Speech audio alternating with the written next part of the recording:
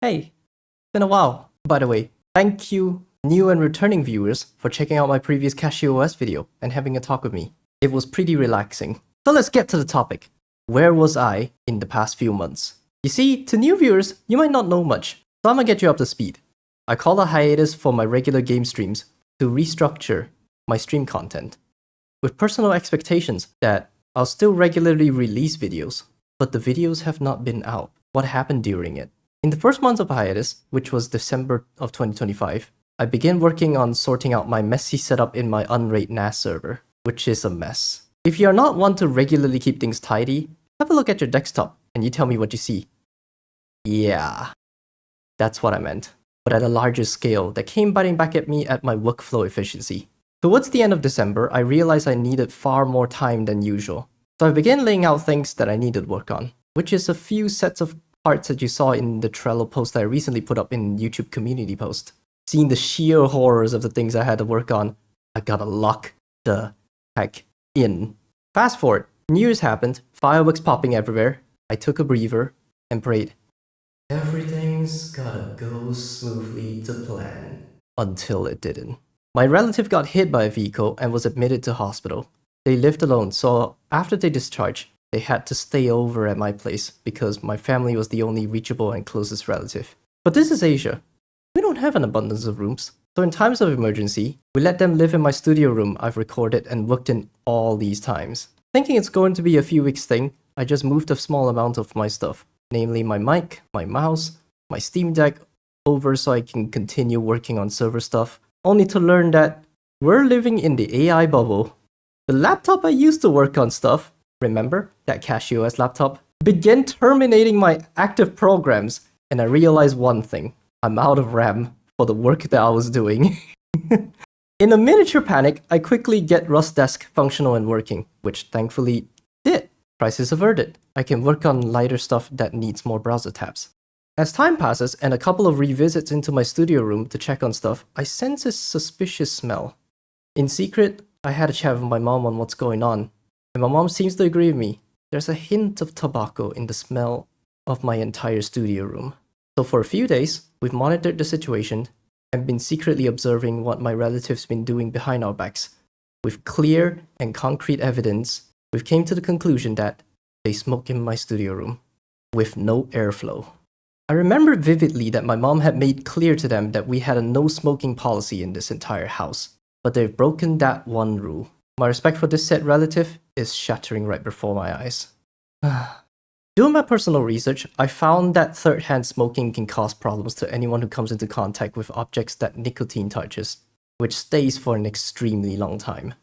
Now, if you know any content creator, or heck, even just an average gamer, you know how difficult it is to take down an entire setup to clean every surfaces that the nicotine touched, let alone getting baking soda, vinegar, or worse, trisodium phosphate, and clean every surface.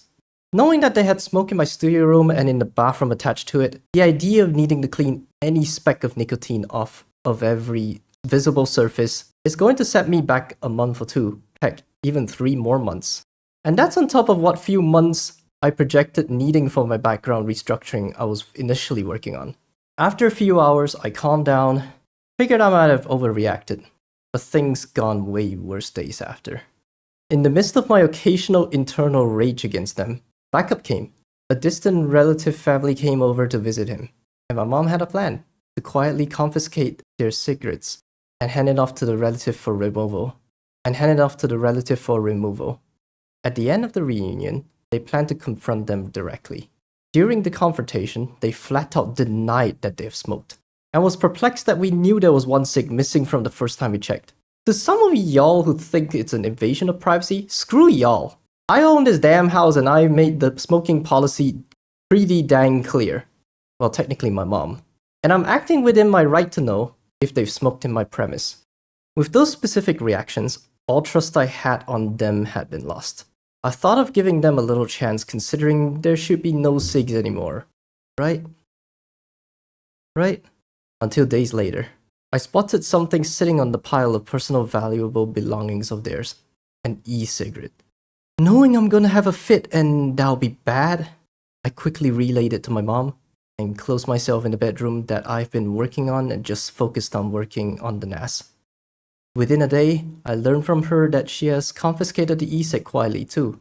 Pair that with their surprised reaction to the fact that it's missing. Of course they had no guts to ask us about it, because that will mean they'll admit that the SIG was theirs.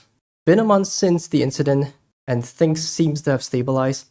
Another thing that has been eating me silently, burnouts. You see, when I was moving into this new place, I got myself 2 rooms out of the few in the apartment that we bought, just so I could solve this long-standing psychological issue of having the work and play in one single room at my old place. By separating work and non-work, I felt a nice release from what it feels like eternal work. If I see my work table right when I wake up, that ain't a good feeling. But with my laptop sitting just across my bedroom, it's starting to feel a lot like my old place again. Compare that to the fact that I've gotten used to a 3-monitor setup. I had at maximum 2, or at minimum 1. Instead, these early few weeks had been my most unproductive weeks in my lifetime, with barely any motivation working at all. I was also at my all-time low. Fast forward to a few weeks after that, my relative offered to take them in for periods where the re-checkup date gap spans further than a few days. So we took up on that offer.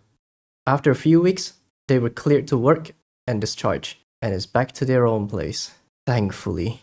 Now, with you being able to watch this video in itself is a blessing, because as of the time I published this video, my entire setup had been torn down thoroughly, cleaned thoroughly, and the NAS is somewhat sorted, but is still a mess. I might have to redo that if it's necessary. Now, I hope to get back to the groove of content creation, but we'll see what happens first. Now, with that long story out of the way, I'd like to cap it off with, I greatly appreciate y'all sticking around with me, despite my silence at times, and constantly looking forward to my content regardless. It's been a crazy rough start of 2026 for me, but I hope it gets better from here. While I can't promise a date of return, from what I'm seeing, I predict I might return probably around May or so. It's just speculation, but there will be a new video when I can confirm that I can continue working comfortably. There might be a stream around then. With that said, thank you so much for your patience. And once again, Otsumelo deshita. Peace.